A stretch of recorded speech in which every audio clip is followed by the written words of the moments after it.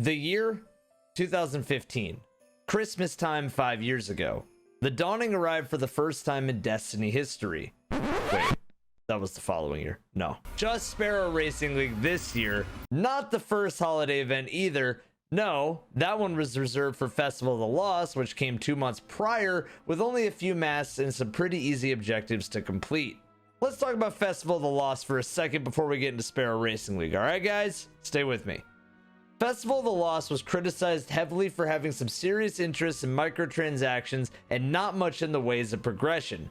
By today's standards, I would actually consider this version not too bad, with some creative masks that haven't ever returned, like the Flaming Skull.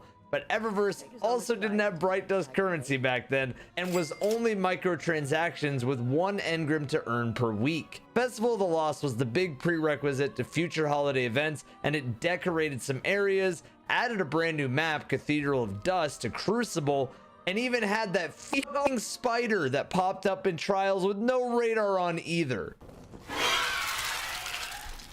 The fuck were they thinking?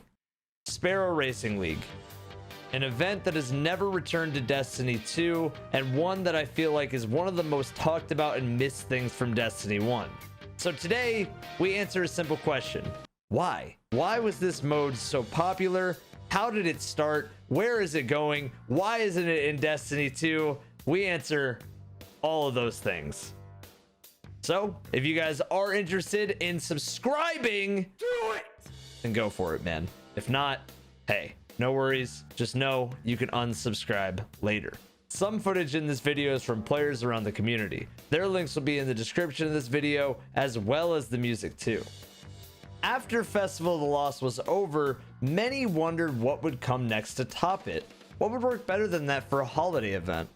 Well, how about no holiday vacations at all? You're goddamn right. A whole new grind, one that involved racing and cosmetics, one that wasn't concerned with shooting at all in a shooter. Yeah, let's talk about Sparrow Racing League.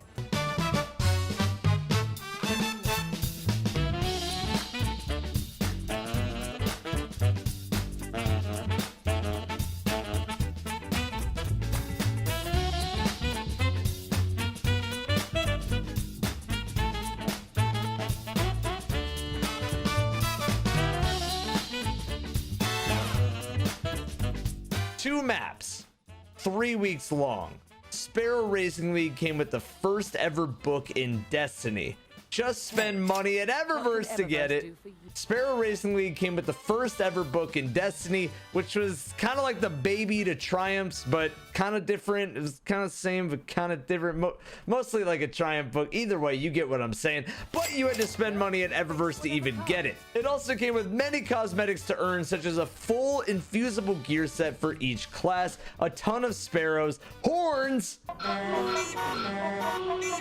shaders, emblems, etc. You gotta understand that back then there wasn't a ton of cool sparrows to choose from in the game or at Eververse.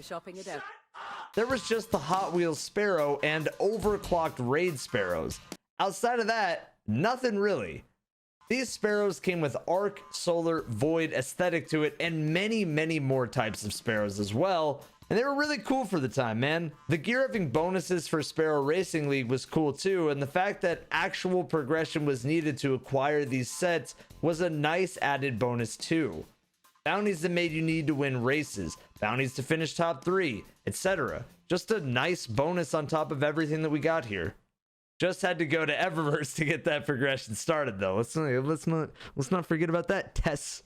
As far as the maps themselves, they were okay. Not the best in the world, but this was a 3-week event for fun on the side of the main game. So no real complaining, man. Nothing to stress heavily about, just have fun. I like the boost stations that would make the gate bigger when behind, but smaller when in front. And made for some close matches instead of being one-sided or lopsided the whole time, because some dude spent money at Eververse for the better Sparrow.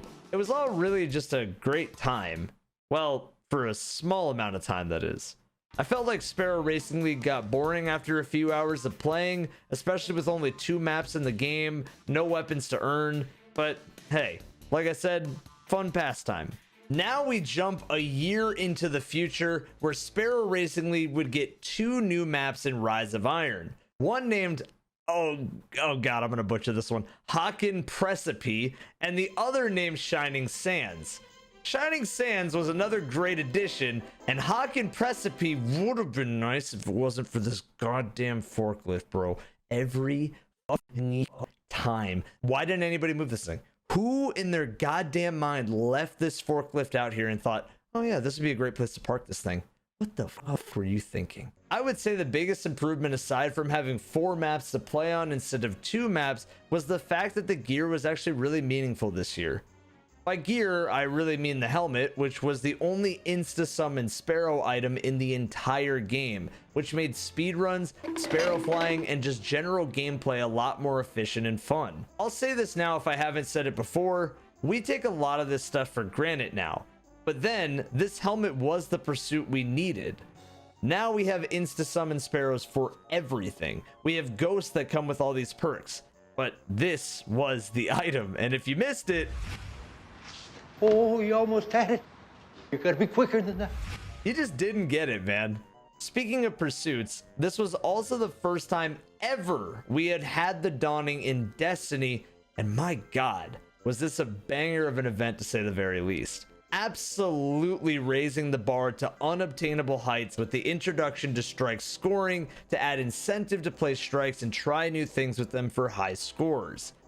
If you were lucky here and completed the Sunrise bounty, you even got a chance each week per character for the Returned Icebreaker, which was an exotic somehow stronger than Revoker and Crucible. But more on that one for another video in the future. I keep saying that every single video. There's going to be videos in the future. I mean it. I will eventually get to that one. The Dawning also brought with it tons of new cosmetics to grind, like armor, exotic weapon ornaments, and more horns!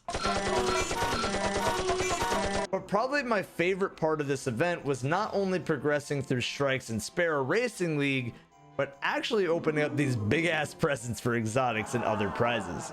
Nothing like grinding for that big ass gift underneath the Christmas tree that's actually a pretty small gift when you open it up, but you thought it was going to be big, but it was actually kind of just big because the wrapping needed it to be big. You know what I mean. Hey, don't beat around the bush. You know what I mean. Overall, Sparrow Racing League and the new Dawning event were awesome, but the question all of you probably have is, well, why isn't Sparrow Racing League back in the game today? Wouldn't that fill the void of missing content in the game for us to play again? Wouldn't adding Sparrow horns to the game again absolutely slap? Sparrow horns aside, all right, buddy, listen, we don't talk about that. That's a touchy subject. Sparrow Racing League has never been seen in Destiny 2. The closest thing we have in Destiny 2 is implementing Sparrow Racing sections in strikes and raids, but no actual Sparrow Racing, unless you count that tunnel that connects in Lake of Shadows over and over again. That's actually a pretty fun race. We haven't seen the mode return to Destiny 2, and for some pretty understandable reasons that still make me a little bit sad. Number one, this mode was a great time for the first year for a few days at best, but then the burnout really set in with only 2 maps and not enough meaningful gear for players. It took a lot of development time to get those out too, for not enough reason for them to return to it. Number two, even with the additional maps the next year, Sparrow Racing League just didn't have enough juice to keep people excited for more than a few days, and well, Bungie is a business, so making this event would eat away at the development time for other portions of the game. Even if those facets are struggling as of right now, what would SRL do to fix those things?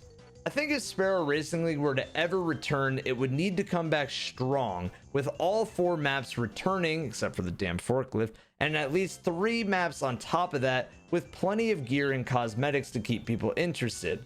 But I'm telling you, bro, if you put Sparrow horns in Eververse, I would spend so goddamn much money. Actually, maybe it's better that you don't make that happen, because I would spend too much money.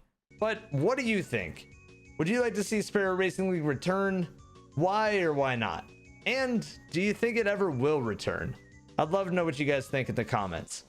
I think overall, it's interesting to look back at Sparrow Racing League and see what was a cool thing, just kind of an idea that got pushed even further the second year, and then was kind of abandoned. It makes me wonder what other modes Bungie could do in Destiny, and it really expanded the playlist idea for things outside of Strikes, Crucible, Trial. You get the point. It expanded the playlist quite a bit. I think something like Sparrow Racing League, or even, hey, something that Bungie has done before in a previous game, like a Forge mode, would be great for replayability in Destiny, which is very missing at the moment. Anyways, dudes, if you did like this video, a like would be greatly appreciated, as well as a subscription. And if you want to rock some dope looking merch for the cold seasons, we just got these amazing logo designs on Teespring. A link to that is in the description as well. I'll see you in the next video or on stream, not on the race course, because that isn't in the game. Also, guys, I just started a second channel, so if you guys want to come subscribe to that, just know that it's all my stream highlights just on a channel. Trust me, it's some good juicy 10. Have a good one, and happy holidays.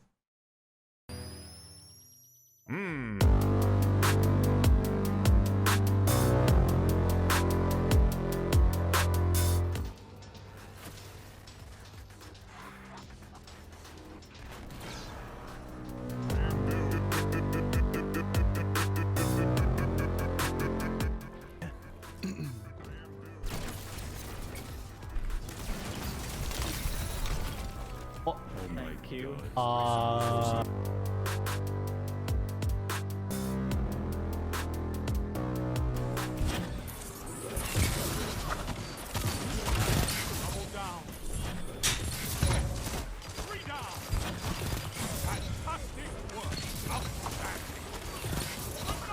Come on.